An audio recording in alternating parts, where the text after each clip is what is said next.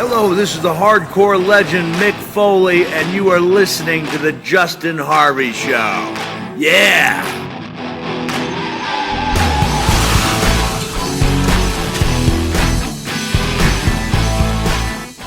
Hi, I'm Cynthia Rothrock, the Lady Dragon, and you're listening to Justin Harvey on The Justin Harvey Show.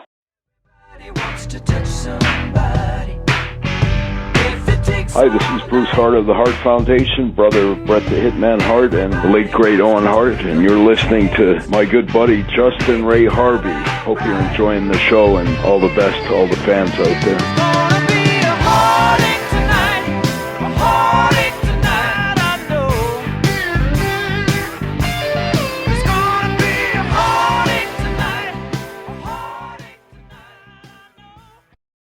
Hello, ladies and gentlemen, and welcome to a special wrestling edition of the Justin Harvey Show.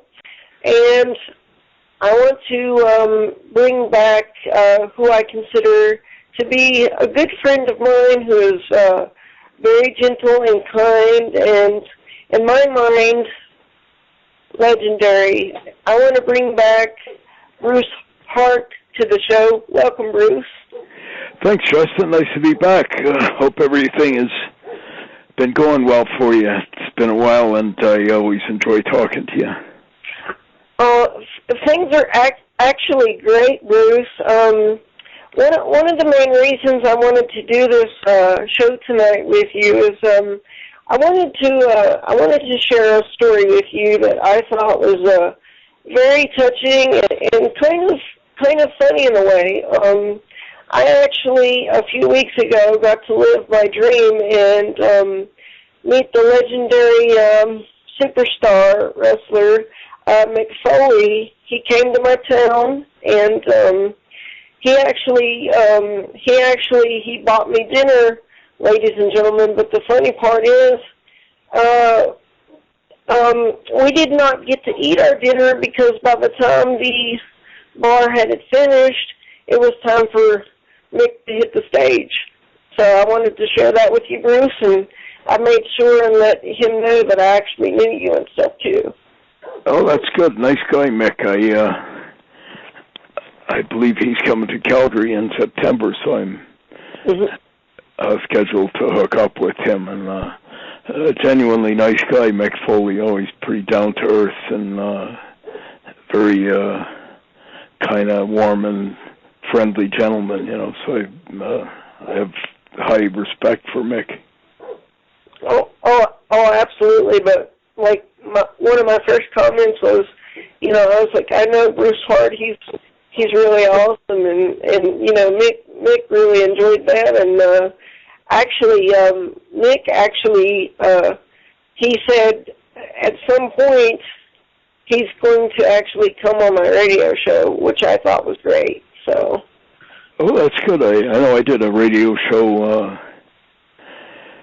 back in May. It was the 15th anniversary of my brother Owen's unfortunate death in Kansas City, and we did a radio show commemorating that, and we had a bunch of Owen's friends on there, including Mick Foley and Jeff Jarrett and a few others, so it was had a real nice opportunity to talk about Owen and just share some old stories with Mick and Jeff Jarrett and Deborah McMichael and quite a few others. So it was pretty cool, just talking to those people, and just renewed my high regard for those guys, just very nice, genuine people, so. Did you ever get a chance, Justin, to talk to Jeff Jarrett, or he's down in your neck of the woods, so I didn't know whether he seemed like a very nice gentleman. Did you ever get a chance to talk to him or hang out with him or anything? Yeah, how do you find him? That would be great, Bruce. And also, Bruce, I have a surprise for you, and actually, it's a surprise and a proposal. Actually, I've got a friend that is a promoter at the bar that I met Mick Foley at. And what I would like to do is I would like to try to pass your information so that maybe y'all can work a deal to where you can get paid to make an appearance in West Virginia. Yeah, sure. I know we have a few good friends down there in West Virginia. I think you probably know some of them, Richie Acevedo and some of those guys. So it would be a thrill and an honor to try to get down there, and I'd very much like to meet you in person. You know, you sound like such a nice guy, you know, and I have a great deal of respect for you. You have a great deal of passion for what you do, and I'd love to get a chance to meet you in person, though, sometime, you know, and just kind of, get down to your neck of the woods and hang out a bit, you know, get some of those other guys, Richie Acevedo, and quite a few others I hear of that are apparently down in that area. So that would be a pleasure for me to get down and hook up with you guys sometime. Absolutely, Bruce. And you know, how's Bruce Jr. doing? Is he doing any wrestling training? What's going on with him? Yeah, he and my other son, Torin, both are doing quite well. You know, talent-wise, they really, you know, become, you know, excellent. You know, they've really started showing some really great potential. I'm just sort of waiting to see what transpires in the next little while. You know, I think they could become big stars if they, you know, maybe went to one of the bigger promotions. You know, I'm just sort of seeing what happens. I'm not thrilled with some of the stuff happening in WWE lately. I would like to see more wrestling and a little less emphasis on some of the silly stuff and the non-wrestling stuff, you know. So, and my old friend Jeff Jarrett is apparently starting up a new promotion, and sometime in the next few months, I'm told. So, I'm waiting to see how that looks, you know, in the next little while. You know, I hear he's got some backers from NASCAR and maybe some country music type people, and so I'm waiting to see if that starts, you know, developing into something. You know, I'd be happy to see that, and if such was the case, maybe my sons could go down there. You know, they'd be the first legitimate third generation Hart. You know, there's a few other third generations, but they're not actually Harts, like Natalia, who's a Neidhart, and Harry, who's Davey Boy Smith's son, you know, and Teddy, whose real name is Ted Anus, you know, so he's, but no, there actually hasn't been a third generation Hart yet, you know, so I'd be kind of excited about that if it possibly materializes. So, yeah, maybe I'll try to get them down to your neck of the woods sometime, Justin, and maybe have them, you know, if there's any shows down there, maybe we'll try to arrange something. But what's happening on the wrestling scene down in your part of the country now, Justin? Well, some things are really going on. I mean, maybe not as big as what you're used to, but my buddy is actually he's actually throwing me a birthday party at the bar on September 13th, because I wanted to make sure that, you know, all my friends could try to make it, because my birthday's on the 11th. Because of August? Of September. So he's got me tickets to some wrestling show that's coming to Fayetteville. He's got me front row seats. So I'll be at that event, and I think AJ Styles from TNA is going to be there.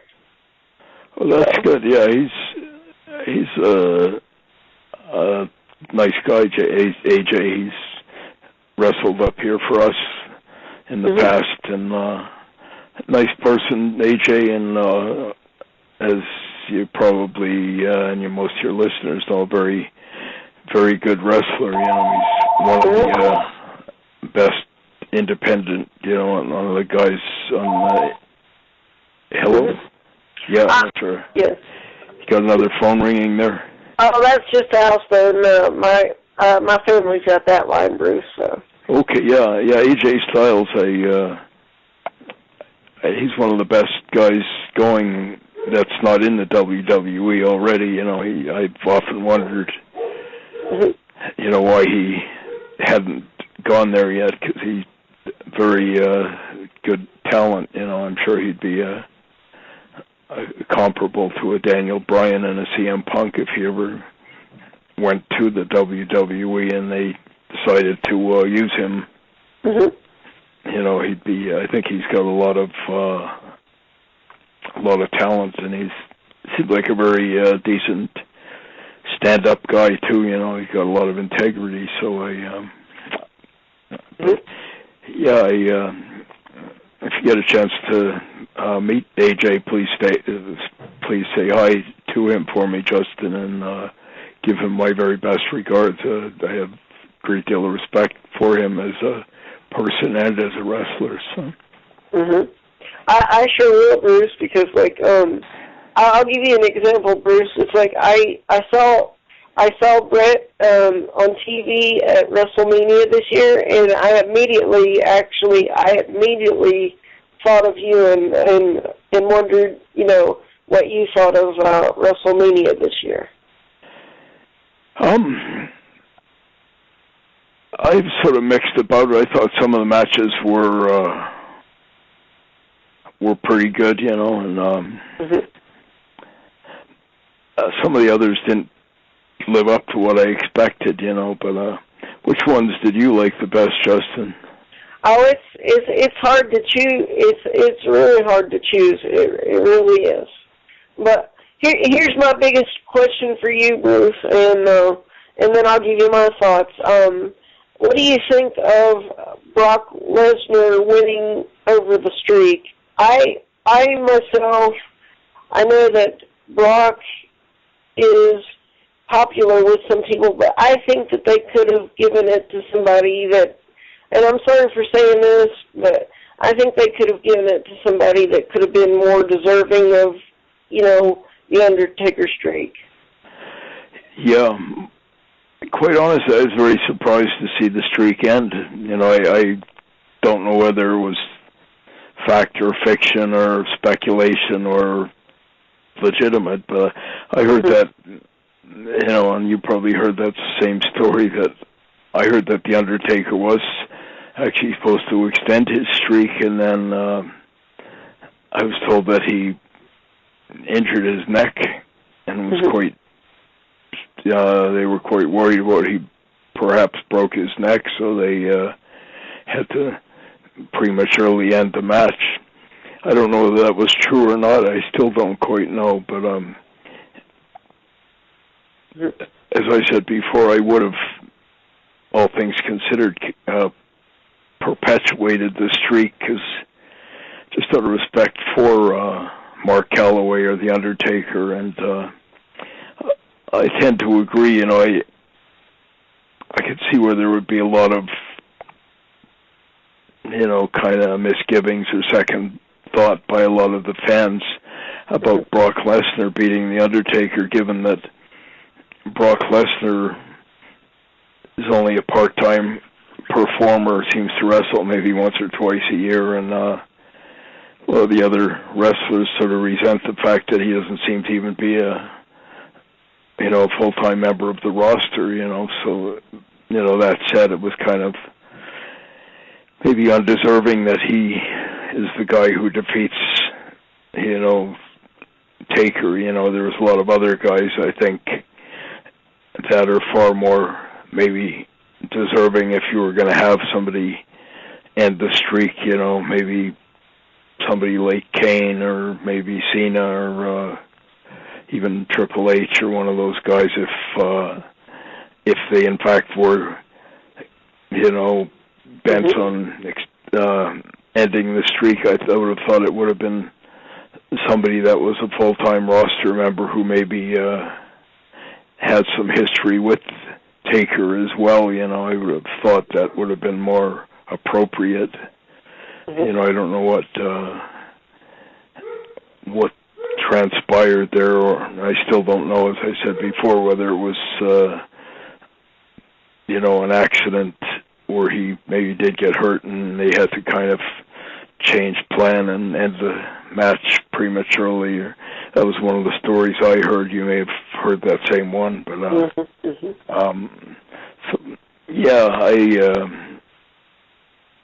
I thought that Undertaker deserved to go out on his terms, you know, and I'd like to hear, you know, whether he was supportive or in agreement with the way things transpired there. You know, it'd be interesting if you were able to get him on your radio show, Justin, and ask him, you know, maybe perhaps you could extend an invitation to him to come on the radio and perhaps seek some perspective from him on what actually happened there, whether he was in fact supportive of the outcome there. You know, he's a very nice guy too, Mark Calloway of the Undertaker. So I would think if you're able to get a hold of him, Justin, he may well agree to come on your show. You know, you could mention to him that you're a friend of the Hart family, because he was very close to our family, you know, very close to Owen and Brett, and I've known him for well over 25 years, so since the late 80s, you know, so, but, yeah, I'd like to hear myself what maybe transpired there, whether that was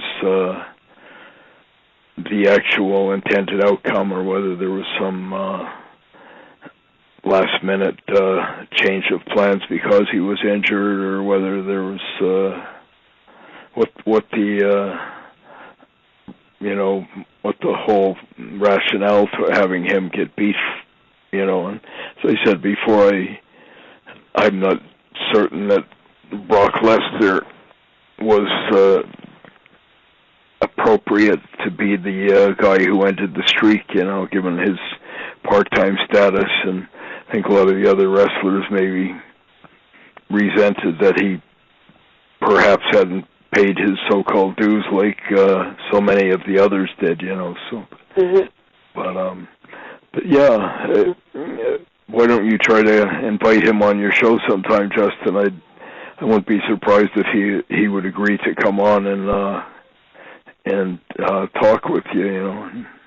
A very nice guy. If you get a chance to talk to Mark, I'm sure you've heard nothing but nice things about him outside the ring anyway. He's got a very, you know, exceptional reputation amongst the wrestlers themselves as being a very stand-up and decent person, you know, so one of the most respected guys in the business. I've never heard too many people say anything but nice things about the Undertaker. Oh, I've heard the same thing, Bruce, and if, let's say, for example, I wanted to ask you this, if Vince McMahon called you today and says, we want you to work with WWE, come on Raw, or something like that, would you do it? I guess it would have to, you know, obviously certain things we'd have to discuss.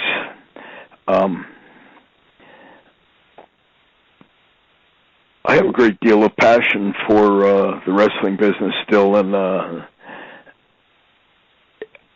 I have, I'm very aware that the WWE is, the big show, or they're where it's at, so. At the same time, I honestly believe I have a lot more to offer than most people, if only because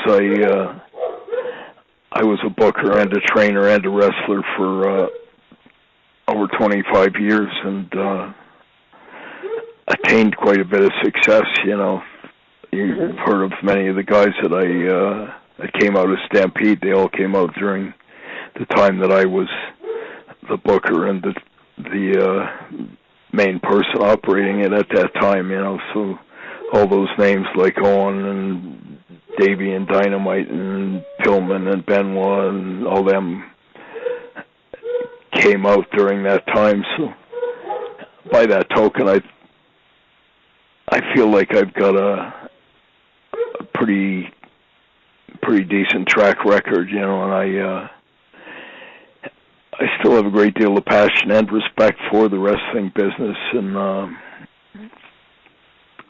if I could do anything that enhanced the wrestling business,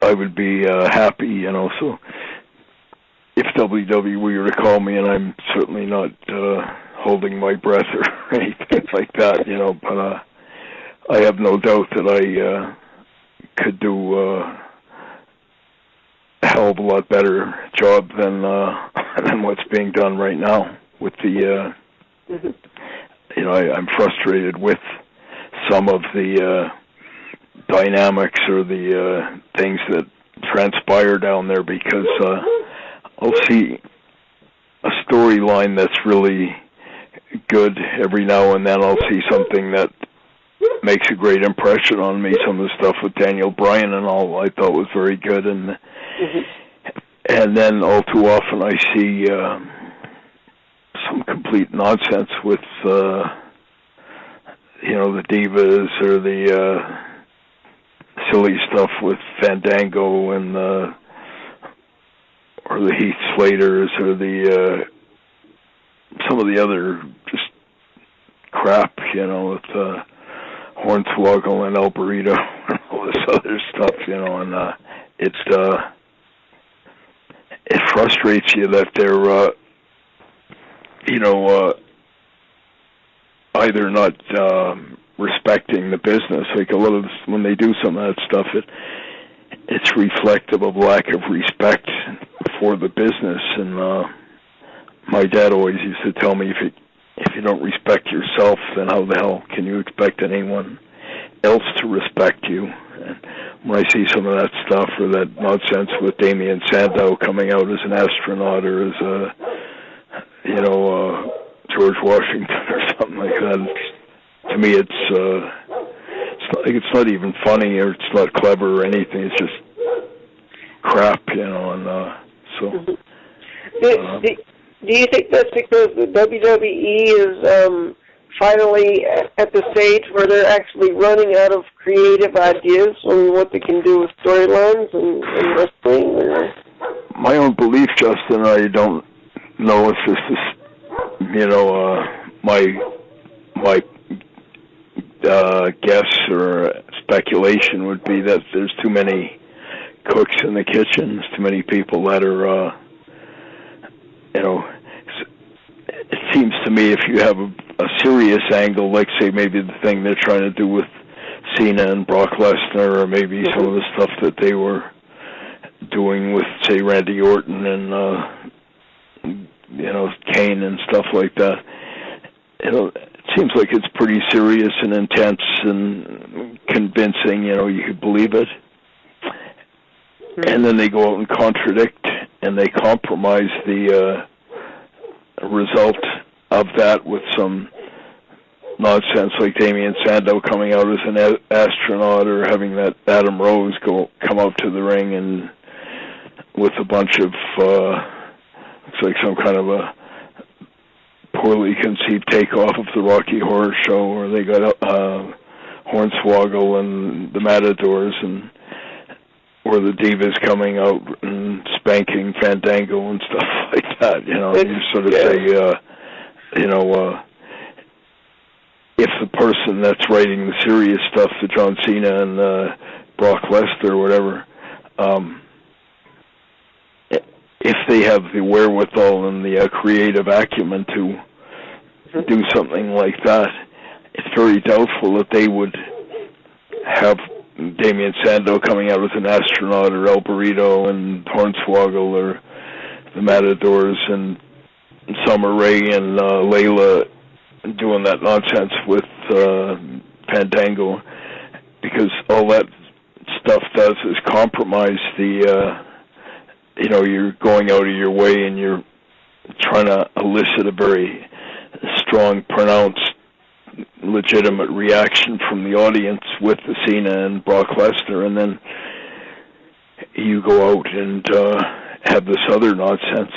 It's like watching a serious movie, and you're really watching something like maybe Schindler's List, or one of those very serious, thought-provoking movies, and then you have Curly, Larry, and Moe just appear out of nowhere and do some idiot stunt, and you'd be going like, what's the point here, and that's sort of the way I see it, as a fan. And I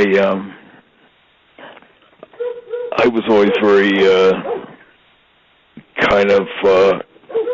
I always gave a lot of thought into what I did before I inflicted it on the audiences, and every now and then, we would have a little bit of comic relief in Stampede Wrestling. You'd maybe have the midgets come in once a year, or you'd have the girls, or something that was, a little bit amusing, but a little goes a long way. And for the most part, the fans are wanting to, I believe, indulge in wrestling, and it's not supposed to be laughing, or the Gong Show, or Curly, Larry, and Moe, or anything like that. It's supposed to be pretty serious, and the fans, don't need too much, departure from reality. Just like NFL or something. Every now and then they have bleeps, blunders, whatever. They have some funny little thing, but for the most part, it's pretty serious. You're watching the games and cheering for your team, and kind of your emotions are riding with whether they got a first down or a touchdown or won the game. But every now and then you have a little bit of a funny thing. But if you're going out of your way to have silly nonsense and stuff, then it ceases to be effective. But anyway, that's just my perspective on that. And here's an interesting question, Bruce. Obviously, you have a lot of knowledge of the wrestling business. I mean, inside and out. My next question to you is, have you ever thought about starting your own wrestling company and doing something like that? Once in a while, there's so many variables that are kind of,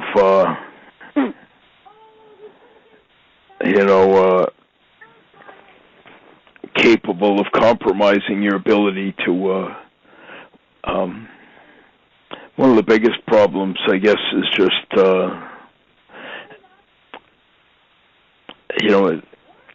it takes a fair bit of revenue, which is one of the first things, but beyond that, there's it's a lot different than maybe it was back in the 80s or whatever. There's like back then there was far fewer television stations, and also you didn't have zillion cable and all of that. So those are sort of factors. One of the biggest problems, I think, these days is the prevailing public preconceptions about about wrestling, or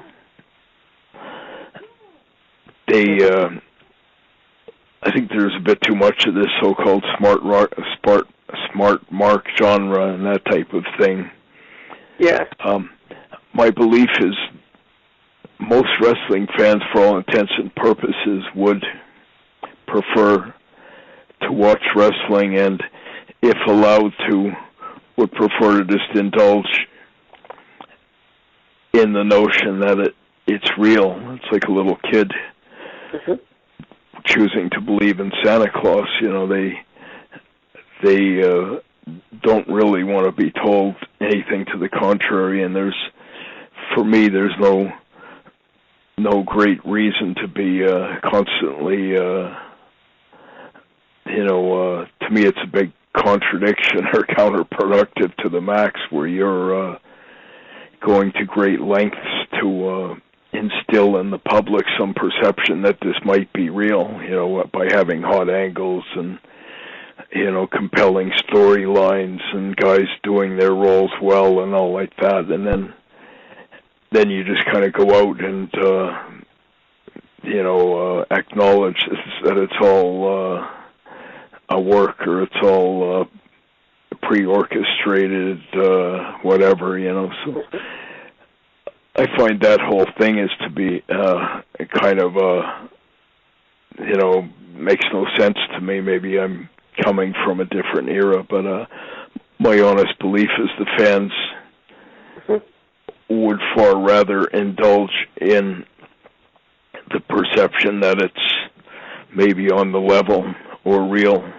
It's just like some churchgoer going to a church, they would prefer to believe rather than being told a bunch of other contingent stuff about, heaven and hell and all like this. And absolutely.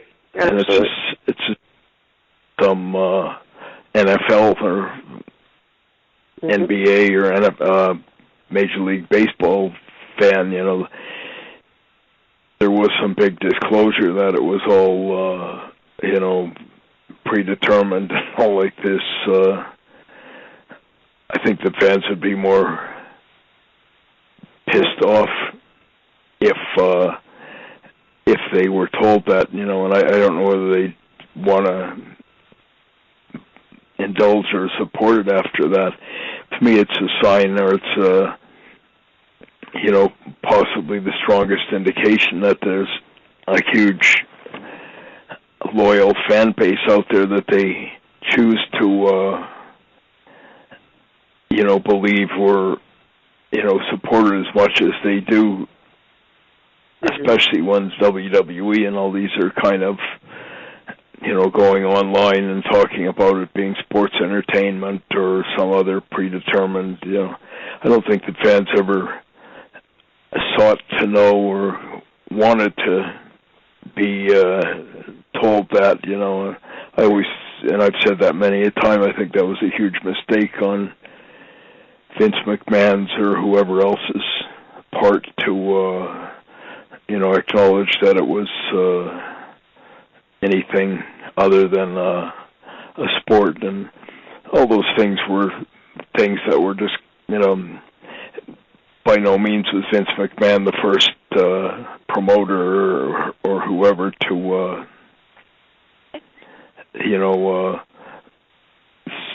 suggest that it was a work or it was not on the level, So, but the fans, I remember back when I was breaking in and long before that, there's always speculative conjecture about wrestling, of the common question. I remember when I was even in school and my dad was a promoter, or when I started in the business, invariably you would always get fans coming up and saying, "Is wrestling phony?"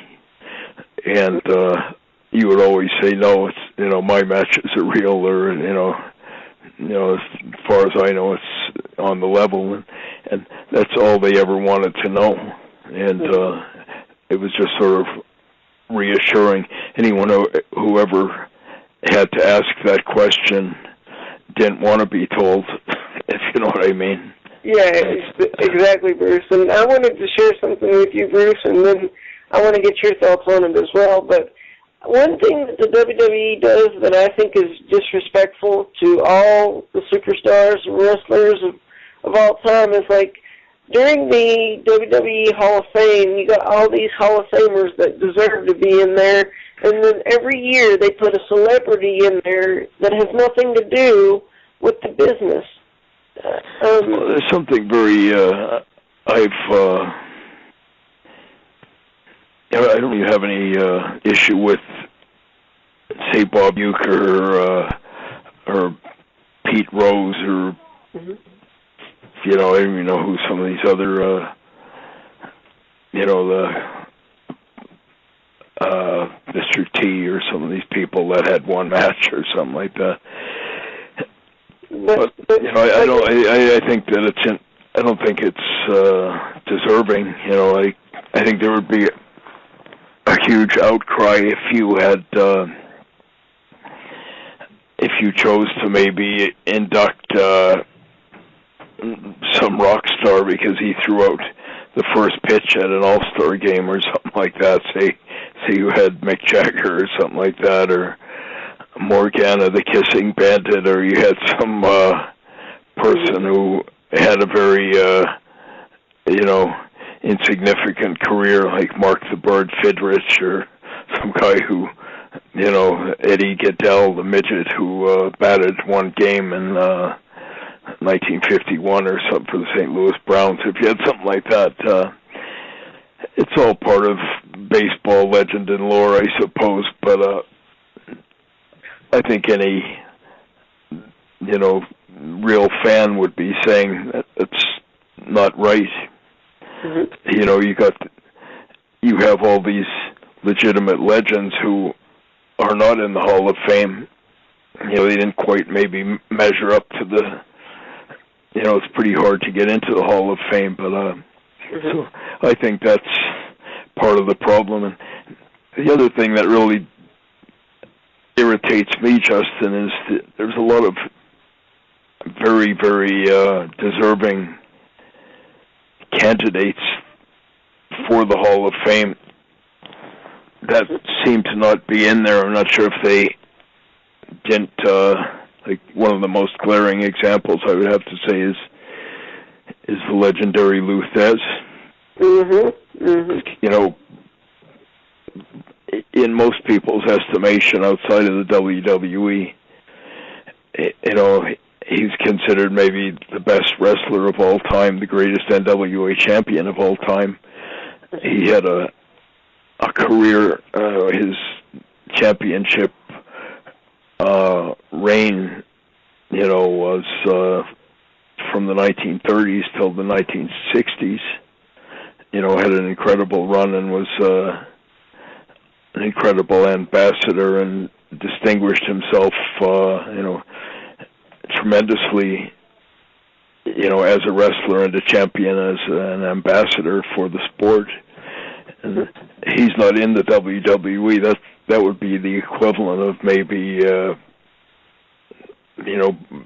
somebody like Babe Ruth or Willie Mays or something not being in the Baseball Hall of Fame. There's no, to me, the fact that he's not in the Hall of Fame,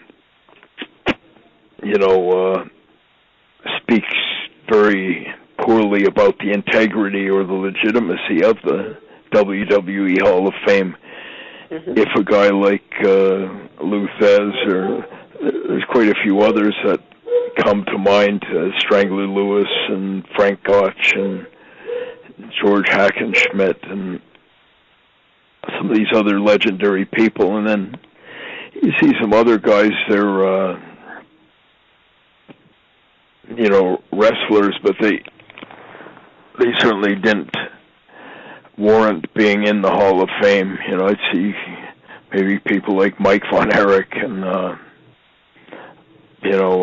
Coco Beware or Sherry Martel, nice enough people and all like that, but if they're in the Hall of Fame and Lou Thez is not, then it begs for an inquiry, or it doesn't speak very well for the integrity of the whole thing, you know. So I think WWE needs to be more accountable for that, you know. And you always hear all this dialogue about the WWE universe and all this type of thing, but if it really is the people that are, you know, making these decisions, then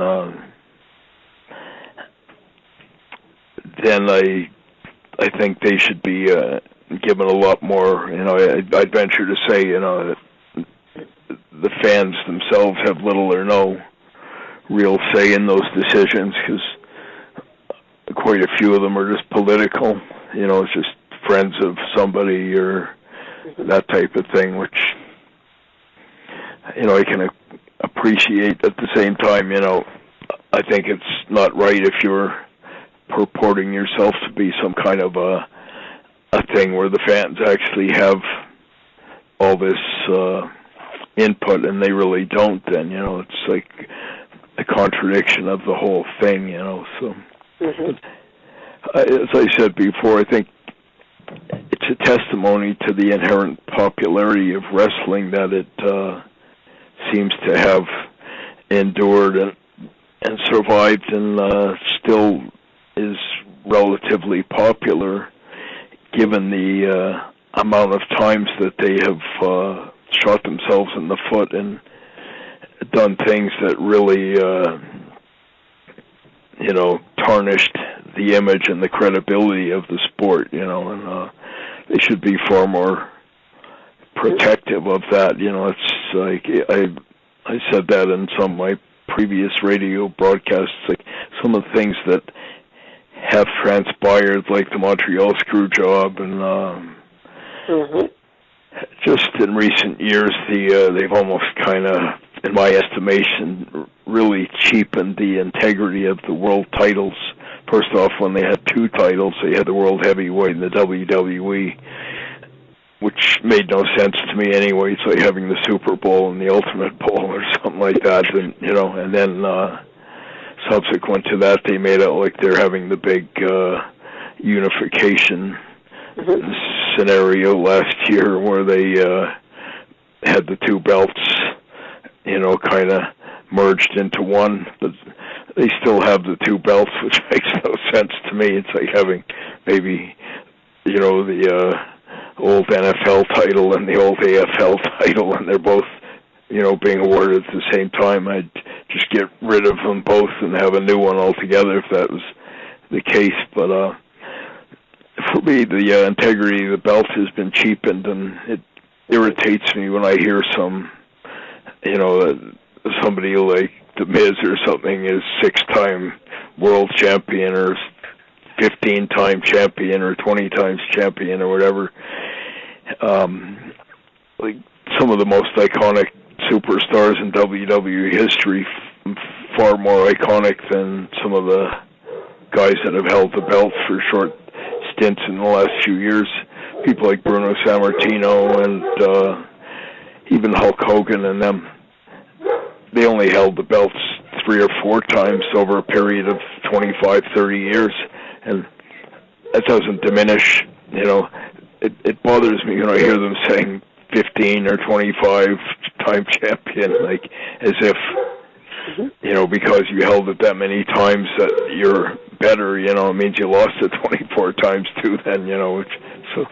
But I think they really need to restore some of the perceptible legitimacy and the integrity to those, you know, the world title. And in order for that to happen, you can't be having guys, you know, winning the belts routinely on run-ins and swerve finishes and all this type of thing. And you can't be, you know, having guys that aren't worthy of the mantle of the title holding it, you know. It cheapens it. And while I was on that tangent, I would get rid of, you know, the U.S. title or the Intercontinental. You know, to me, they don't mean anything. I've seen all these guys who are supposedly U.S. or Intercontinental champions, like Wade Barrett and Sheamus, you see them get beat in the middle by other guys, and they don't even lose the belts. And to me, the whole thing doesn't even make any sense to have a guy like Sheamus as the U.S. champion when he's not even an American. You know, he's from Ireland or whatever. You got Wade Barrett, just stuff like that. You know, if it was up to me, I think I'd get rid of most of those belts. And if and when you are changing those belts, I think you owe it to your fans and yourself to perpetuate some perception of legitimacy by not having, you know, cheap finishes.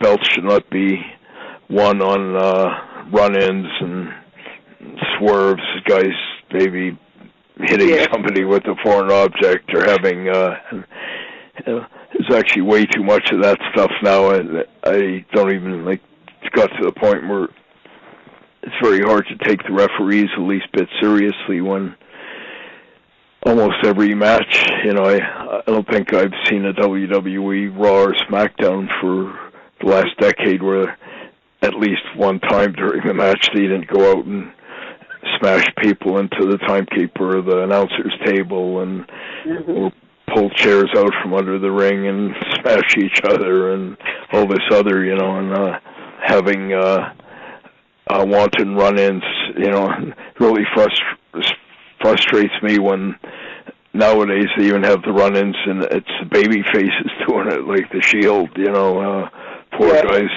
and coming down the aisle and just, you know, way too much, you know, it's tough to even make it out to be legit when you have so many things that are not very well considered or, you know, seem like they're, you know, just kind of spur of the moment silliness, you know, and I think they really need to go back to perceptible more legitimacy to where there's most of the finishes are in the middle of the ring, not, you know, chairs and, you know, kendo sticks and guys running in and referees getting knocked down and all that stuff. If I was a fan, I think I'd be going like, man, I'm getting sick of this. It's so, you know, and it ceases to even get a reaction if you're doing it all the time. You know, the secret, if you're going to do something controversial or hot, is to do it very, very judiciously so that it's not happening all the time. Then it would become controversial, but I see so many swerves and run-ins, and almost in any match on a pay-per-view, there's, you know, way too many high spots, way too many, you know, kind of cheap spots with, you know, gimmicks and chairs and run-ins and ref bumps and all this other, you know, and what they need to realize is if that's the rule rather than the exception, it ceases to even get a reaction, you know. Same with the high spots, you know, the spectacular spots, way too much of that these days too, you know. My dad used to say a high spot ceases to be a high spot if all you're doing is high spots. You may as well be a circus performer or a damned gymnast or, you know, something like that. You know, if that's all you're doing is high spots and the wrestling is incidental, you know, then it you know, and that's part of the problem. I think they really need to re-examine how they want wrestling to be perceived. My belief is the fans want to, for all intents and purposes, treat it like a serious sport, and I think if that was happening, I think they'd get a far better reaction.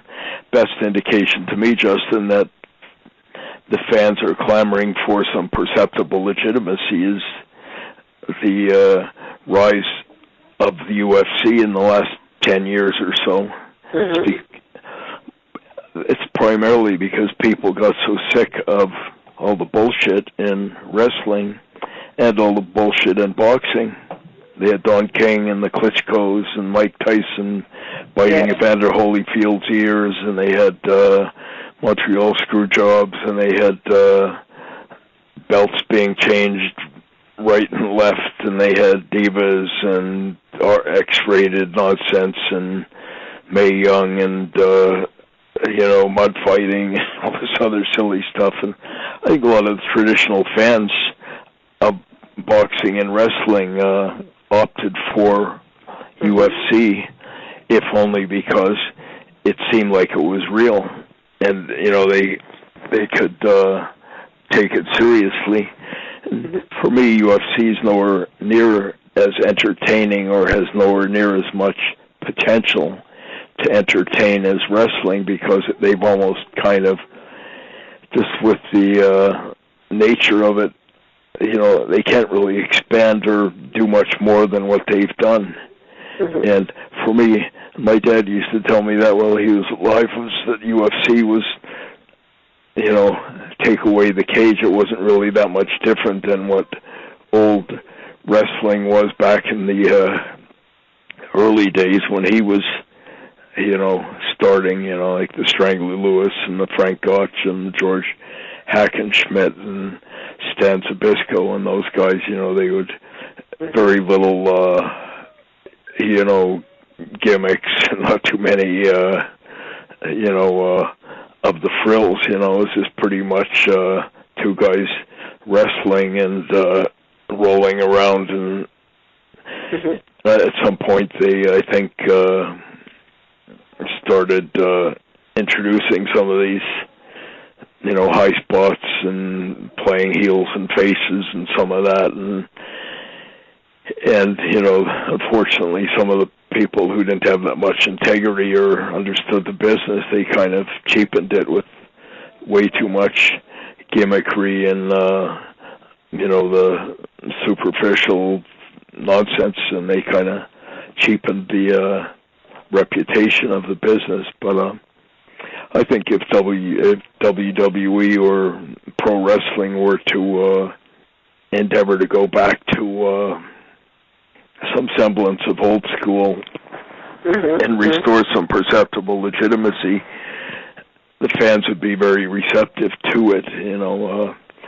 What they need to do is they need to be systematic about it, and you can't do it overnight. You have to and you have to practice what you're preaching as well. So it would would take a while, because the fans initially you're not going to know what you're endeavoring to do, and they're going to be a bit skeptical, and they've seen so much of the the non-wrestling crap with the the fighting out on the floor and the chairs and the anything goes and all of that. But I think you need to reestablish the rules, reestablish wrestling as the main course, not the gimmicks and the other, the high spots and all the other. You always have to perceive wrestling to be the main course. It's like use a football analogy, the run sets up the pass, but the wrestling has to set up the high spots, or has to set up the swerve finishes, or has to set up the controversies and all like that. And if they perceive wrestling to be legitimate or fairly real, then everything falls into place. But if the wrestling, and that's the case right now, I'd venture to say, the wrestling has taken a back seat to all the nonsense with the gimmicks and the talking and the tits and ass and the silly comic relief nonsense and the commentators talking and Stephanie and Vicky Guerrero rolling around in mud and all this other nonsense. Well, actually, tough to take seriously. Yeah, actually, I believe that Vicky was let go because of due to budget cuts. I believe she was actually let go from the company, I believe. Because yeah, I don't even like... Vicky's a nice enough person. You may have met her. I met her a few times. She seemed like a very nice person and genuine, pretty... But, she was just sort of almost like a laughing stock, I guess she was good-natured and went along with it. It was a payday for her, but yeah. She was, for all intents and purposes, just sort of somebody to ridicule and make fun of. Is my perception. They'd have her come out there and going, "Excuse me," and looking like a fool, or in most cases she ended up making a fool of herself right up to the end, where she had the mud wrestling thing with Stephanie and all like that, but it was just kind of it was more demeaning than anything else. I guess she it was a payday for her, but I got to the point where it wasn't even entertaining or anything. Quite honestly, I still have it doesn't make any sense to me even now that they need a manager for Monday Night Raw or SmackDown. Really, that whole thing made no sense for years and years. Like Vince McMahon Sr., Vince McMahon Jr. owned the company. I didn't need to have an owner or be told that somebody else was the manager of Raw or SmackDown, and there were so many people on there that were not even credible. Associated, yep. Yeah, just being trotted out. People like Eric Bischoff and the coach and Vicky Guerrero and all these others, and you didn't even take them seriously, you knew damn well that Vince or whoever's still orchestrating all the schematics there, so you don't need to be for me it just annoyed me that some flunky like that Maddox or whatever his name is, like some of them got to the point where they were just kind of had just hit the scene. All of a sudden they're the manager of Raw or SmackDown, and didn't even it was more insulting to your intelligence. It took away from the believability of what they're doing, and even with the whole genesis of SmackDown and Raw, at one point, it was sort of a offshoot of the WWE taking over WCW or buying it out or whatever, so there was some perceptible kind of difference between Raw and SmackDown. There was two supposed separate teams and all like that, but that's long since been kind of compromised, so there's not even any real difference now between Raw and SmackDown. I don't even know what the point of even trying to make out like there's a separate roster or there's anything least bit different. It's like the old AFL and the NFL. And back in the day, there was some perceptible kind of, the American Football League and the NFL would play, or even Major League Baseball. They got the National League and the American League. So for all intents and purposes, they're still sort of playing their own schedules, and then they meet in the World Series. But if WWE maybe stuck to that, to me it would still be a bit lame. But if you at least didn't have Raw and SmackDown guys fighting, except for maybe WrestleMania or something, maybe it's the culmination of something, then maybe you could indulge in it a bit. But to me, there's not even any separation or anything. It's just kind of two shows with the same cast of characters and the same people coming out and week after week after week. Yeah, spewing the same verbal diarrhea and the. So yeah, I really think they need to, as I said before, a testimony to the inherent popularity of wrestling, that it's survived all this, nonsense that and this embarrassment and garbage that they've inflicted on the fans. But at the same time, I really think it's high time that they sit down and re-examine what they're doing, reestablish some perception of legitimacy. And one of the biggest problems they have right now, Justin, is that they don't have enough guys who can wrestle. That's the big problem. Because they have so few guys that are actually decent wrestlers, that's why they have to indulge in all these swerve finishes and gimmick outcomes and having guys, do non-wrestling stuff and all this other, There's only, and the reason for that is back in the day when there was, all the territories, as they called them, there was a lot more guys who were decent workers, as we used to call them.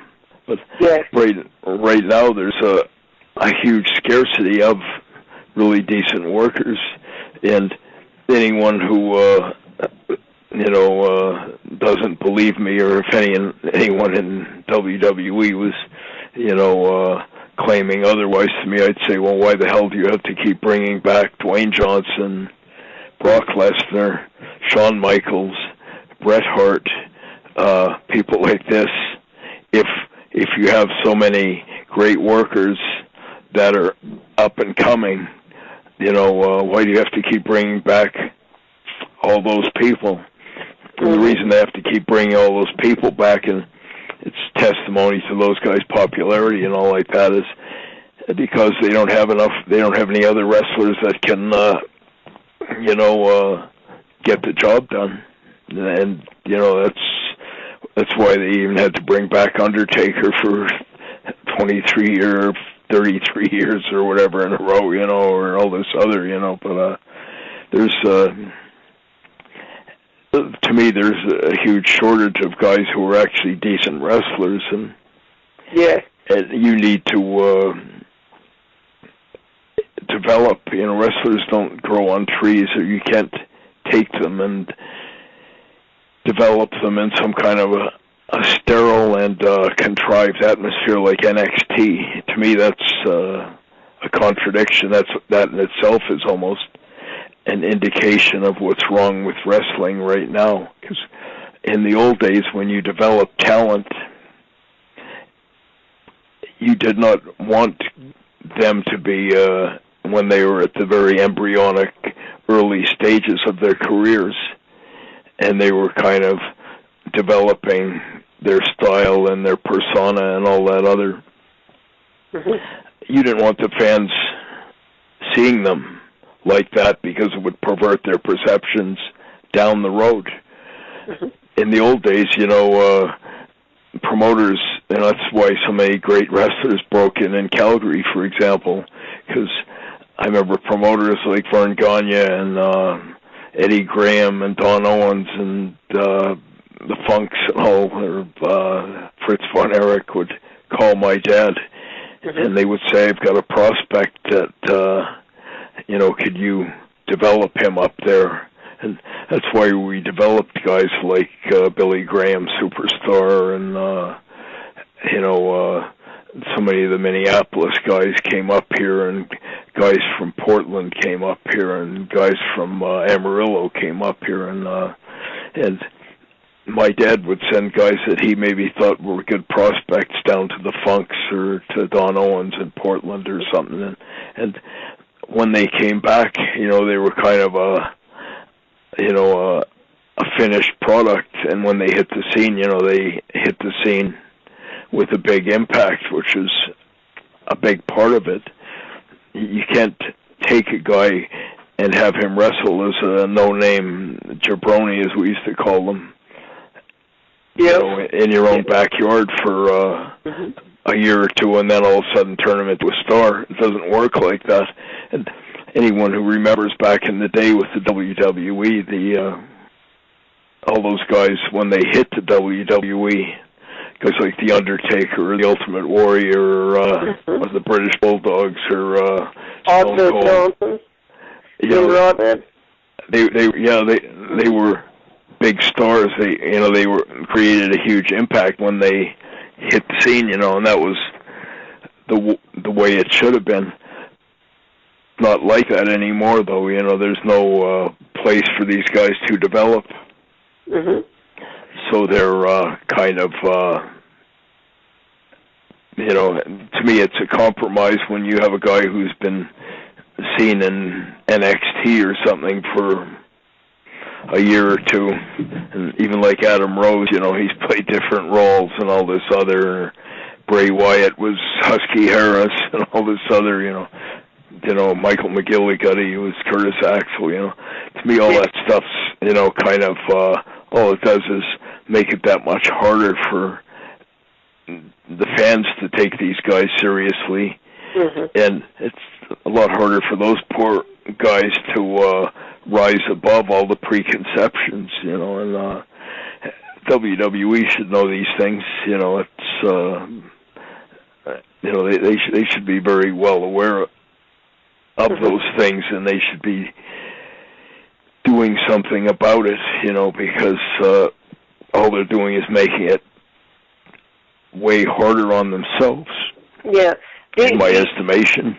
Do you think part of the reason could be that basically they really don't have any competition? Because back then, like you named a lot of those guys, there was a time where WCW and WWE were, fighting for first place, so to speak. Do you think that's why that WWE is getting kind of, I would say it's a very good point you make, Justin.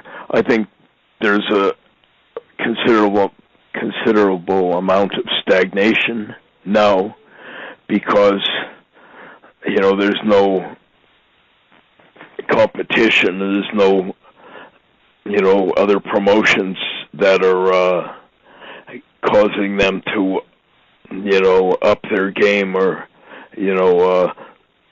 do things better. And the other part of the problem, as I said before, is these and WWE should be ashamed of itself for going way out of its way to eliminate or get rid of all these other promotions like Stampede and Minneapolis and Amarillo and Dallas and all the other. There were so many regional promotions back in the day. It would be the equivalent of Major League Baseball, and if it had seen fit, maybe back in the 80s, if some megalomaniac, Bud Selig or George Steinbrenner or some such thing, decided that all these minor league baseball teams and whatever were threatening or taking away from the New York Yankees or something, so they had to get rid of them. So if they had seen fit to do that, maybe had the whole field to themselves, maybe it would, I don't think it would have been good anyway, but they may have, sustained themselves well with the fans just buying this small nucleus of, the elite teams and all like that. But after a while, you would have killed off the source of all your talent, which is what WWE did. They had all those places, and all they needed to do was interact with them. Just kind of, instead of going out of the way to eliminate Minneapolis, which was a great promotion, or Calgary or Portland or Amarillo or Dallas or Georgia or Eddie Graham's promotion down in Florida or Bill Watts' promotion. Those, if they had just kind of had peaceful coexistence with them or, interacted with them, it would have served them far better than what's happened. Because right now, one of the problems is, first off, they don't have any place to get this new talent or develop it. And then the other part of the problem, Justin, is they have all these wrestlers who they really need to give their faces a rest, or that are kind of, past their shelf date on the people like Ryback and Curtis Axel and Alberto Del Rio and Damian Sandow and guys like that. And those guys would be far better off if they just sent them somewhere else you know, and then brought them back in a year and brought them back as stars. Instead, they have all this kind of, you know, kind of worn-out talent, and all they're doing right now is making a fool of most of those poor guys like Damien and, you know, Curtis and Ryback and Ezekiel and, you know, all these others, you know. And so those are things that they really need to work on. Yeah. Yeah, totally. And what they really need to do, the other part of the problem, Justin, is in any other sport, let's say you're a football fan or a baseball or whatever, you get to see those sports on a fairly regular basis. You know, you get, whether it's your minor league baseball team in, you know, West Virginia or whatever, you know, they play like 60, 70 games a year, or the college team, whatever, but the WWE doesn't even sustain the grassroots. They come to Calgary, you know, with a kind of not a particularly good show either, maybe once every year or 18 months. And I don't know how often they hit West Virginia. Maybe once a year at the most or whatever. But yeah, you can't sustain your fan base in any other sport if you're just coming once a year. If you had just maybe one baseball game a year in, you know, West Virginia or some such thing, you know, or so. What they really need, like in the old days, as you probably know, you know, you had all these promotions like Calgary or Portland or Amarillo or whatever, but the fans got to see wrestling every week, and they could come out, and it wasn't very expensive, you know, $5 or whatever, and they could get their fix every week, and it was something that really sustained their interest. And the WWE has completely destroyed that too, you know, which ultimately is just destroying their fan base, because if the grassroots are eroded tremendously, then the whole foundation is shaky, and by that token, the whole sport in itself is in jeopardy, and that's a big part of the problem right now. And they need to be re-examining some of these things. You cannot sustain the high end, the top end of the business if the foundation is rotted, you know. Any historian will tell you, Justin, that every great empire in the history of the world has collapsed or imploded from within. They weren't defeated by somebody else.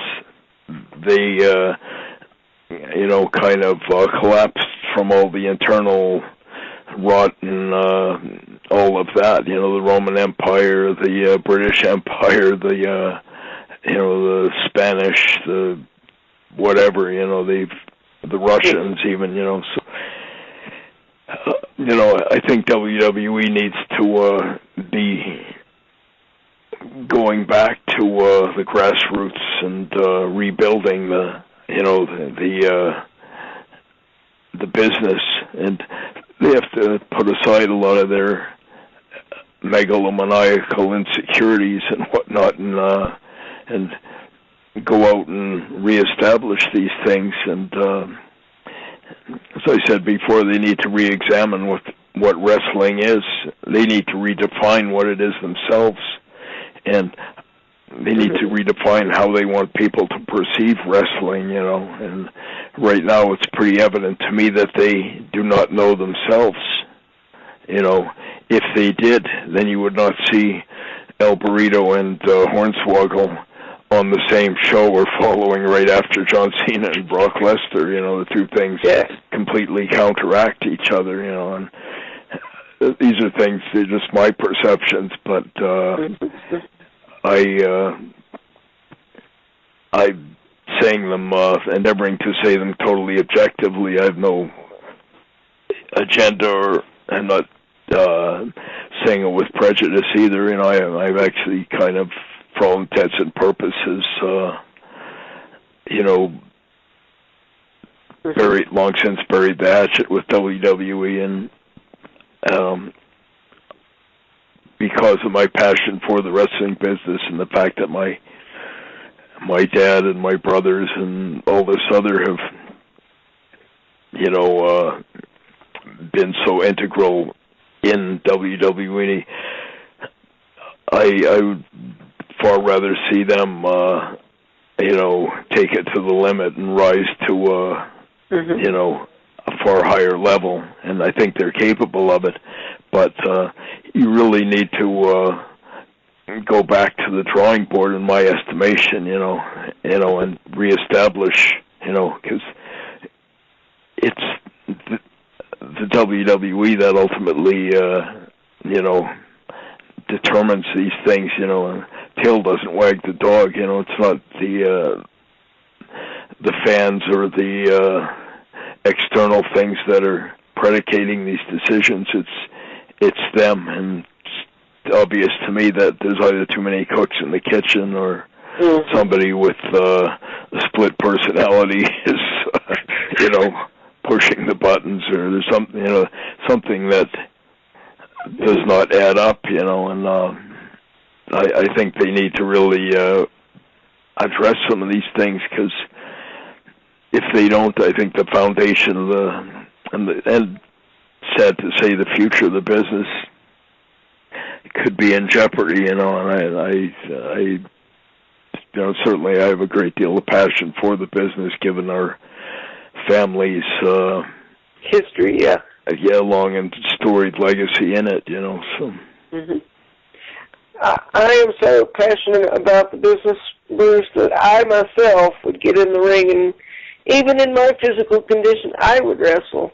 I would give it my best. That's how passionate I am about the business. Yeah, I often say to the guys I'm training that if you're not passionate about this business, then maybe you should go somewhere else, or you should find something else, because if you don't have passion, I don't think you're going to succeed.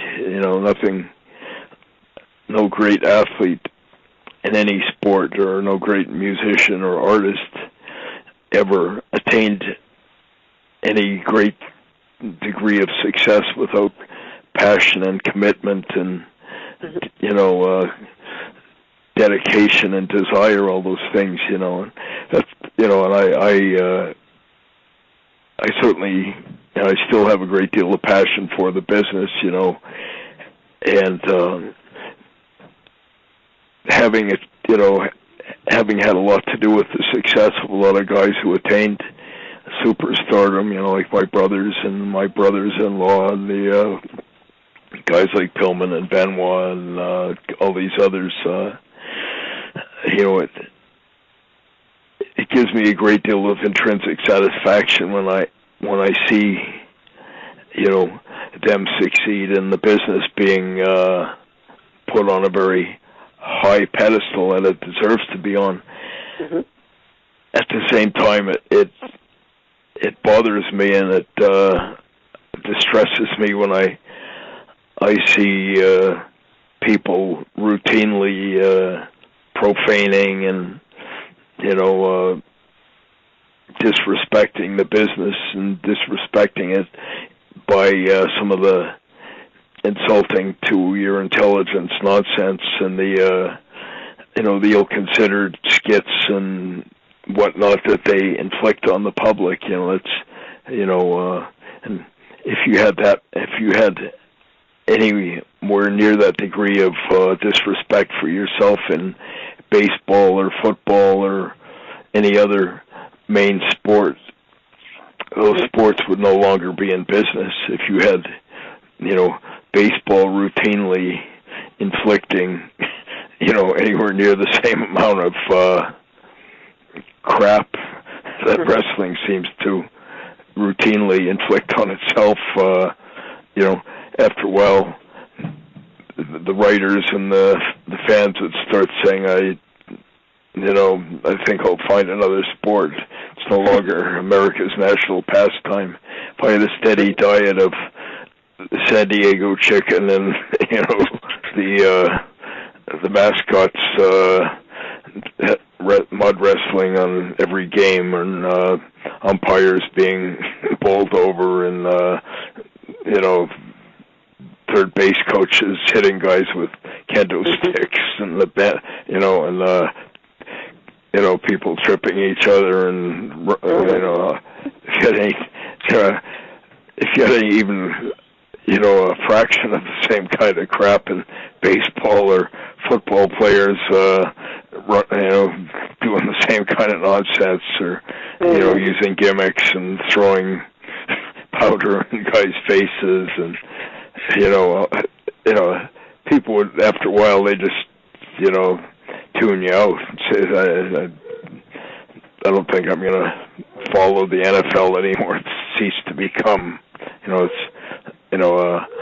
a mockery of whatever it used to be, and so for that reason, I really think WWE, or perhaps some of these other promotions, and I don't even know what TNA is anymore. I've long since kind of lost touch with that. I don't even know if it's a promotion anymore. The former WWE Seniors Tour or something like that, or whatever. But no, as I said before, I think the fans are still wanting to get into wrestling, and would love nothing better than to be able to indulge in it again. Like I said before, on a regular basis, where you could actually go every week, and you're all those things, but you need to have the people at the top re-examine what they even perceive wrestling to be. And as I said before, there should be a lot more interaction with these major promotions and the smaller promotions. And I think one of the biggest mistakes that the smaller promotions make, and there's a lot of them that I don't even consider to be promotions, so to speak. They're just a bunch of nonsense. But you need to have a lot more, perceptible legitimacy. And one of the biggest mistakes I see these indie promotions, or these small ones, making is they're all trying to be like a second-rate, cheap copy of WWE. Yeah. And, all gimmicks, and everyone's got a costume, and everyone's got some skanky diva with fake boobs coming to the ring with them, and all this other nonsense. And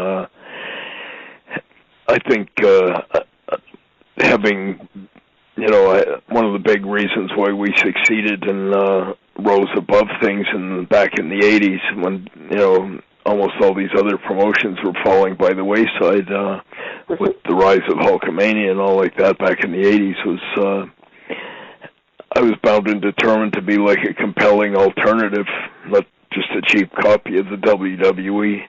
So I started guys at that time like Owen and Pillman and Benoit and Makam Singh, who later was kind of made a fool of as Bastion Booger in the WWE, but Bad News Allen and Barry Orton and some of these guys, and we were sort of going out of our way to be a compelling alternative to the WWE, not a second-rate copy of it, and that was one of the reasons why we were as successful as we were. Even back in the day, I didn't agree with some of the stuff they were doing, the ECW, back in the Paul Heyman days and all like that, but when they were striving to be an alternative to the WWE, they were, quite popular, and their fan base was pretty supportive and loyal. Later on, when they became kind of a second-rate, low-grade copy, of WWE, the whole thing kind of ceased to have any appeal, and just kind of went down the toilet like a big turd. Forgive my French or whatever, but that's okay, Bruce. It's uncensored on my show, so you're good.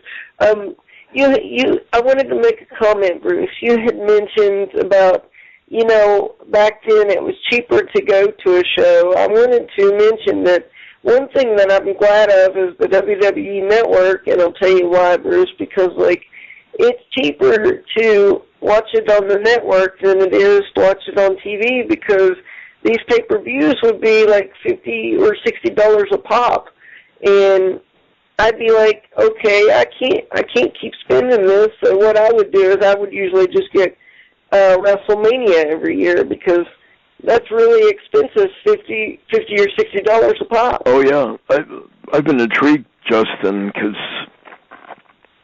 they don't. I see their commercials up here on TV. They're claiming that you buy the WWE Network for $9.95 a month or something like that, and you get all the pay-per-views. But for some reason, they don't have that in Canada yet. But I think one of the problems that they're facing there is they have to be careful that they don't devalue their own product. And the other thing I think they're probably going to have a lot of major issues with the 24/7 network is just overexposure. Yeah. I honestly don't know, even if I was the world's most hardcore football fan, or I don't know that I'd be inclined to watch 24/7 of NFL every day, and hearing about the Cincinnati Bengals cheerleaders or some, assistant coach on the Buffalo Bills having athlete's foot or something like that. It's like after a while, I think I've had enough of this. So I honestly don't know who, even if I was the world's most, hardcore wrestling fan, I don't know that I could stomach watching 24/7 of Pat Patterson and guys going to Las Vegas, or watching old stuff from the 60s of AWA or Mae Young when she was in her teens back in the pre-Civil War days or something like that, or whatever. Yeah. I don't know. I just like it because it's like the pay-per-views are cheaper that way, because $50 or $60 a pop, that's expensive. That's a lot of money. And for me, Justin, I really think as part of their re-examining of themselves, I think they need to, for me, there's too many pay-per-views, almost to the point where, the smaller, more insignificant ones, the in your house or in your outhouse or whatever, I don't even know what they pay back or Battleground or all these other. The way I see it, at first I thought maybe WrestleMania was like the Super Bowl, so that was the big ultimate, kind of. And then they started maybe including maybe SummerSlam and Survivor Series and Royal Rumble, to where they had the big four. Yeah. And I'm still okay with it. It's like, okay, it's now about like tennis, where you got the Wimbledon and you got the French Open and the Forest Hills, the U.S. Open, and the Australian Open. So you got the big four. And then, but after a while, it gets to the point where you have sometimes more than one pay-per-view a month. And the other part of the problem they seem to have as well is, like you and I have been talking about already, is they have a fairly stagnant, not particularly changing, talent base. So it's the same old wrestlers on every pay-per-view. The only thing that maybe sets WrestleMania apart is they will maybe bring Dwayne Johnson back for that. He maybe won't come back for Battlegrounds or in your outhouse or something like that, but or they'll bring back maybe a special guest like Floyd Mayweather or some such thing for WrestleMania. But aside from that, there's hardly anything even separating Battleground from, say, SummerSlam. You know, maybe Brock Lesnar, I guess, is deemed, it's too important to do Battleground or something, even though they charge you full fare for the pay-per-view to see Battleground. But yeah, exactly. I think there's too damn many pay-per-views, and it's always the same old. You know, you got Cena and Kane and Orton and whoever. You know, the same old, just reshuffling the deck over and over and over. You know, like I'm glad the fans still support it, but you know, at the same time, I think, geez, you know, you guys got to start coming up with some better means of propagating your product here, you know, and sustaining, you know, the image. You know, as Andre Agassi, the tennis player, used to say, image is everything, and right now the image is, you know, pretty tarnished and shoddy right now, in my estimation. You know, and it's not enhanced to me in any way, shape, or form when you have the supposed faces of the franchise, Stephanie and Hunter, engaging it, and Stephanie's having mud wrestling matches with Vicky Guerrero, or is, you know, going to wrestle Brie Bella or whatever, and got Hunter, you know, who's supposed to be the head of the company, with this nonsense about calling it the Authority and going out of his way to be prejudiced and biased towards, you know, John Cena and Roman Reigns and all this. Like, to me, the whole thing's, you know, been compromised a lot more than it should. You need, for all intents and purposes, can you imagine Roger Goodell, the commissioner of the NFL, getting on and saying, you know, we need you to take out Tom Brady or something like that, or we need you to, you know, break, you know, Adrian Peterson's leg, or, you know, we can't have, you know, this player in the game, you know, so we need you to, you know, take him out or something like that. It'd be unthinkable, you know, or you have that type of, you know, and if you're going to have that kind of thing, then Stephanie and Hunter should not be perceived to be, you know, running the WWE. Then, if that's their mindset, that they're obviously biased and going to great lengths to hurt or impede the progress of, you know, these other wrestlers. You know, like, the whole thing, I think, needs to be re-examined. They really need to redefine what their objectives are and how they endeavor to attain them, you know, and always keeping in mind the fans, you know, the fans are the ultimately the people who, you know, are paying everyone's salaries and, you know, keeping the whole thing going. But all too often, I don't think that fans are taken into consideration in some of these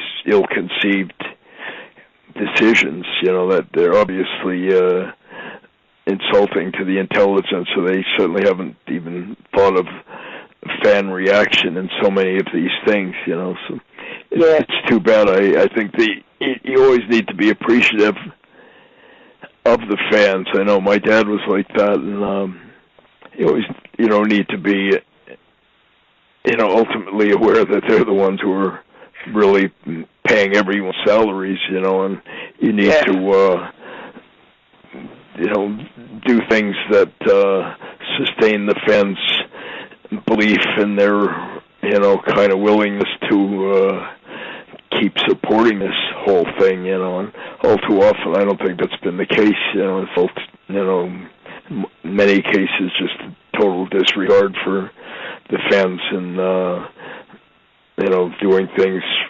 without taking any of the fans' reactions into consideration. But yeah. And I tell you, Bruce, I miss how the Royal Rumble used to be. Like, they would have all 30 guys in there at the same time, all at once. I miss it like that, instead of having them come in and then like a fresh guy could just easily win the thing and not even be in there and wrestle for 2 minutes. So I miss the old style Royal Rumble. Yeah, I have a great deal of trouble even, taking some of these pretexts seriously, Justin, where the whole objective of the Royal Rumble is, as you might recall, or as I certainly recall, was back in the day, the winner of the Royal Rumble got to fight whoever was the WWE champion at WrestleMania. That was sort of like the big proviso. But nowadays they have like the WWE champions frivolously defending their belts or whatever on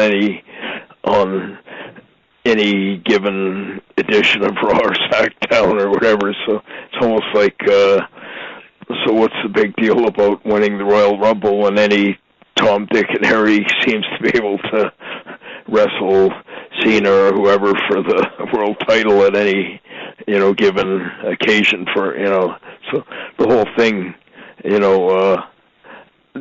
to me compromises whatever the ostensible rationale of having Royal Rumble is, and it's the same with all these pay-per-views. They used to have a little bit more of a pronounced kind of format or whatever. I remember Survivor Series, there was some perception about surviving or some such thing, but nowadays it's just kind of another pay-per-view, and all these other ones, I don't know, there's not, they give them all these flashy names like Battleground and Payback and all this other, but all they are is just another pay-per-view or another excuse to get people to pay whatever they can extract from them for pay-per-view money or whatever. But I think they really need to re-examine a lot of those things. And as we said long earlier in the show, I think there's too many people that are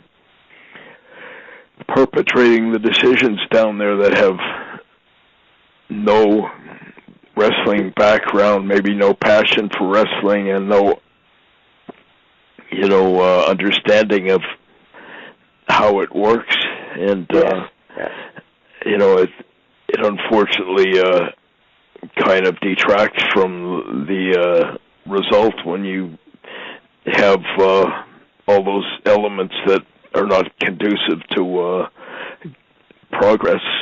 But that's just my perception. But absolutely, Bruce. And before I wrap up this interview and let you go for the evening, first of all, I wanted to thank you for being on my show once again, and also I was wondering if you could possibly share an Owen Hart story, because I've often wondered, since I've known you and before I've known you, I've often wondered what type of person Owen really was.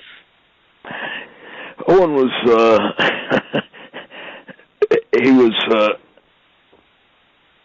he was a really genuine,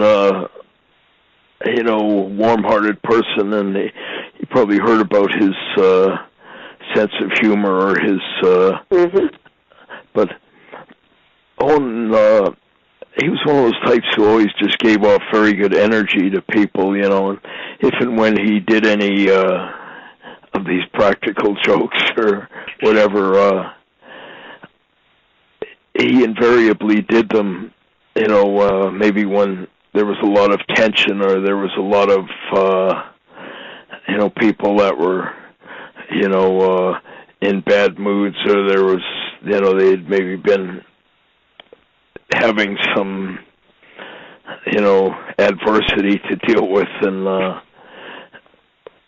when Owen did these things, it always lightened and it kind of made people, kind of not nearly as stressed or uptight as they had been. But Owen was beyond everything else. He was really just a genuinely decent person. He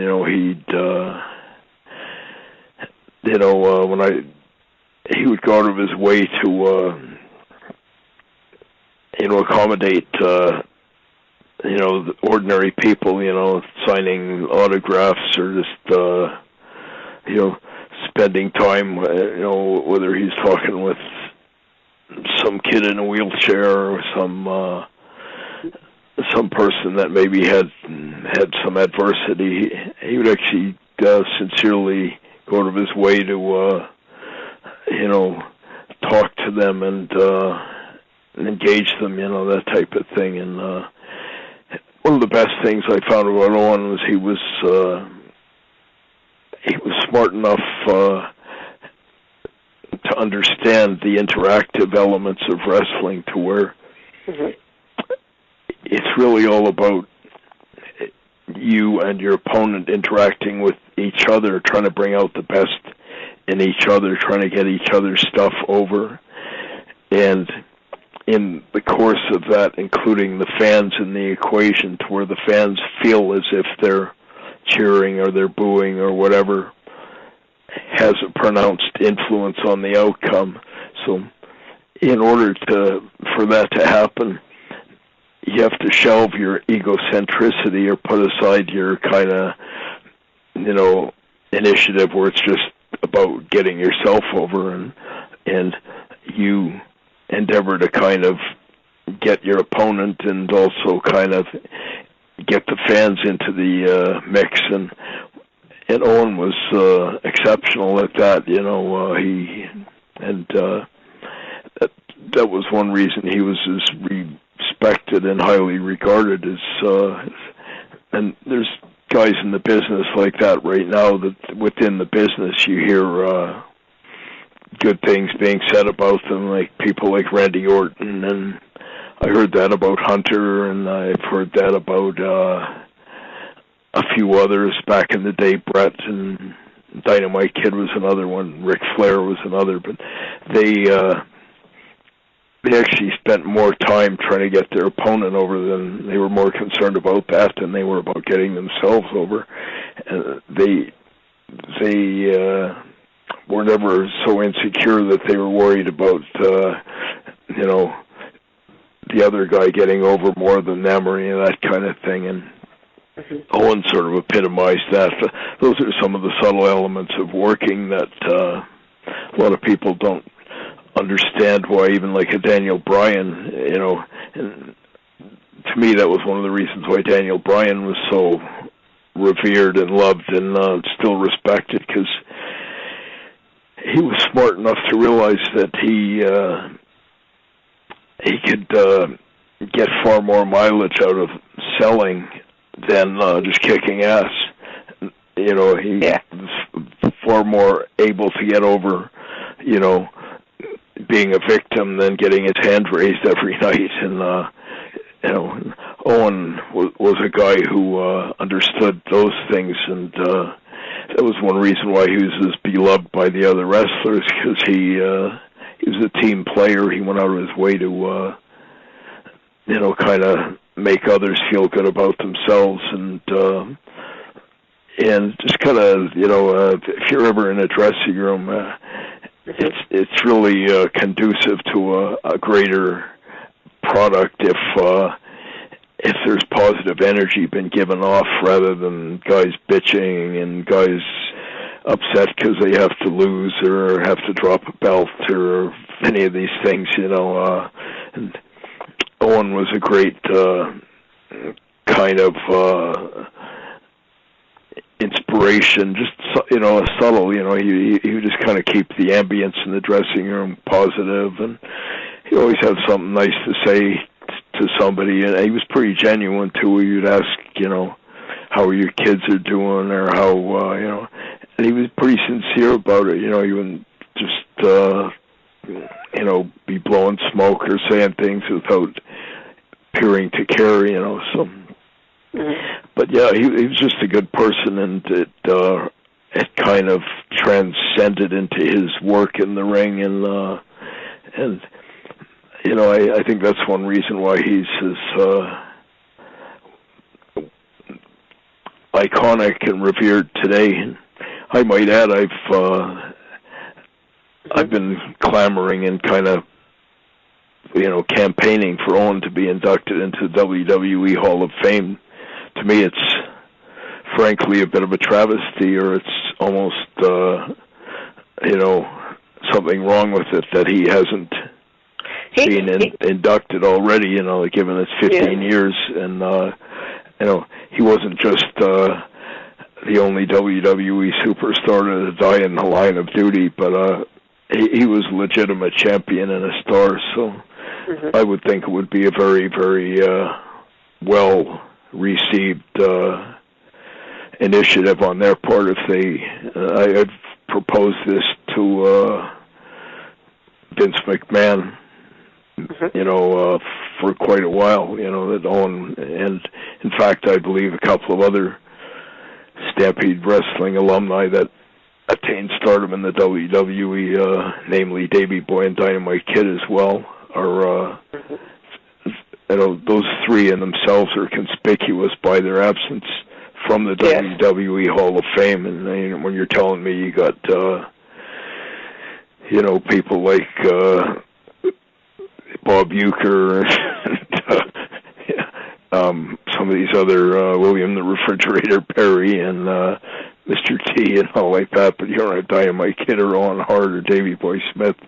You know, it doesn't speak well for the integrity of that, you know, institution, you know. So, but yeah, those are just some of my stories. I could probably go on all night with Owen's stories, just some of the practical jokes he pulled and some of the little things he did. But he, you know, he was, you know, he was the type of guy who would just on his day off go to maybe up to the Children's Hospital and say hi to some of the kids that were in there and bring some pictures, or you know, he wasn't doing it because he was asked to. He just sort of do it because he thought it might brighten up their day a bit, you know, that type of thing. And he was never seeking any credit or any you know, kind of exposure for it, but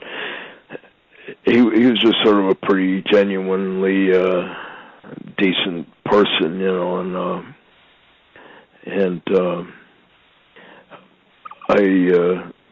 I'm appreciative that you saw fit to address that, though, with Owen, though. You know, I appreciate your having been a big supporter of his for all these years, you know, and I would hope maybe if our friends in the WWE ever hear any of this, that they might reconsider inducting him into their Hall of Fame. I would think that it's certainly he's most deserving candidate. You know, I can't think of anyone who's more deserving, in fact, than him. You know, or so I mentioned some of our other colleagues, Davey Boy and Dynamite and Lou Thez and guys like that. But can you imagine if, you know, that those four names in themselves were announced as inductees for next year's Hall of Fame? I think would be a very huge reaction, you know.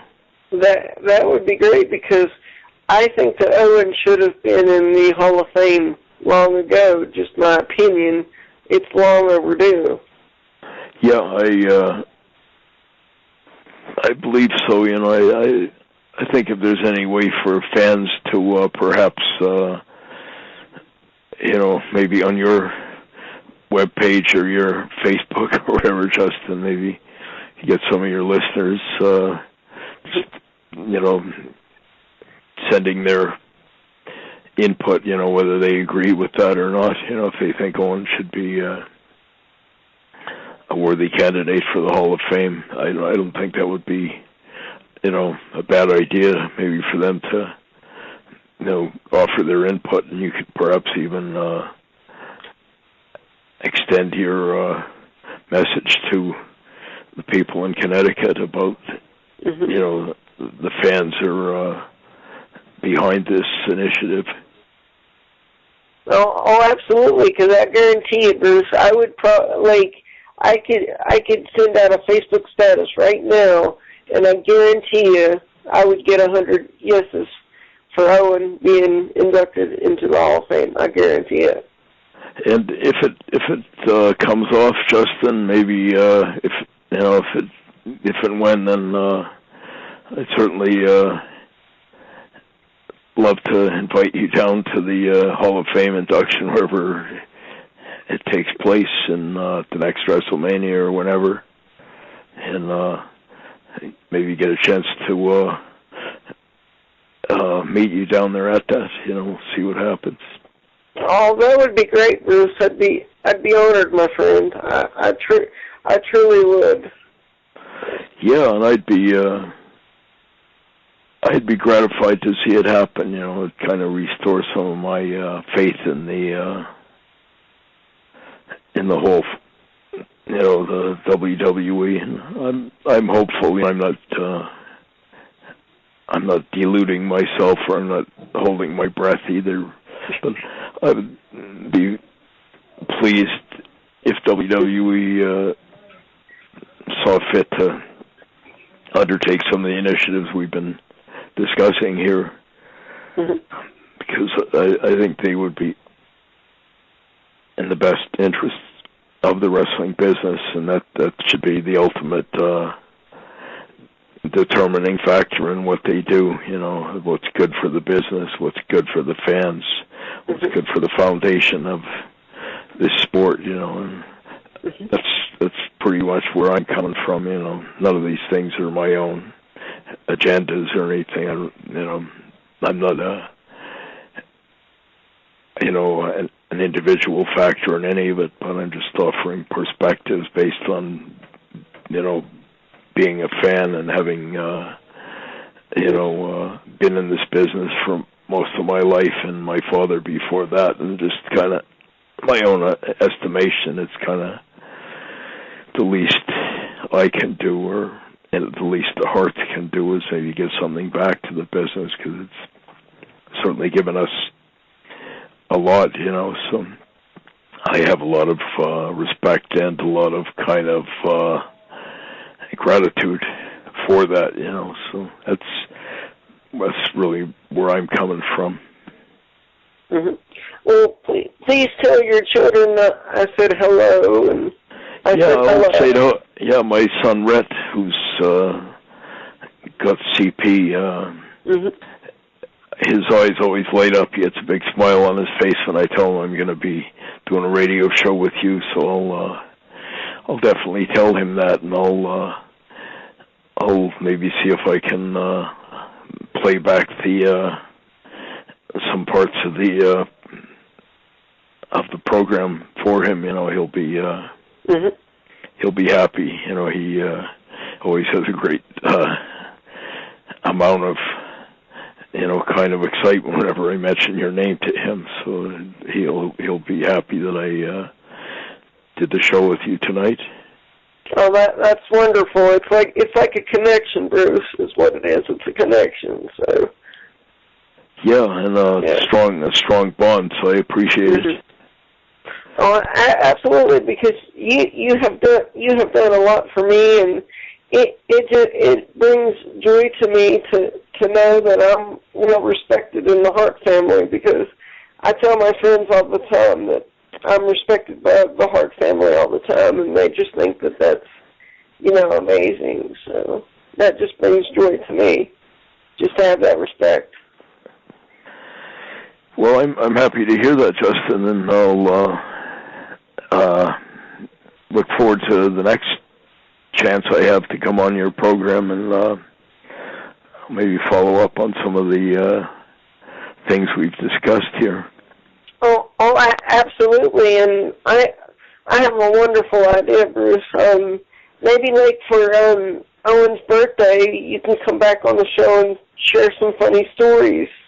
You know, we could do a tribute show to Owen or something. Yeah, or anytime, you know. That's like Owen's birthday's May 7th, so it's a ways away, but Yeah, anytime, and if some of these things seem to maybe materialize or start gaining some momentum, feel free to call me, and we'll maybe pick up the loose ends from there. Well, absolutely, Bruce, and anytime that you need me, you know how to get a hold of me, my friend. Yeah, I'll do that, Justin, and in the meantime and in between time, as Ed Whalen used to say here, it's been a pleasure to come on the radio, and I look forward to the next time, and thank you for the pine, as they say.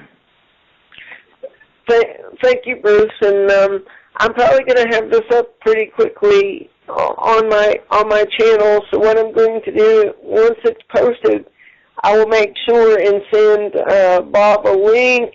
That way he can send it to you somehow. That way you can hear this. So that's great, Justin. My son Rhett will be delighted if he gets a chance to hear it. So I'll get a hold of Bob and look forward to it. And thank you again for your time, Bruce. I really appreciate it.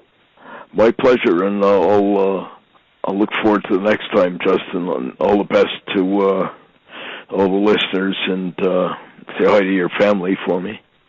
I sure will.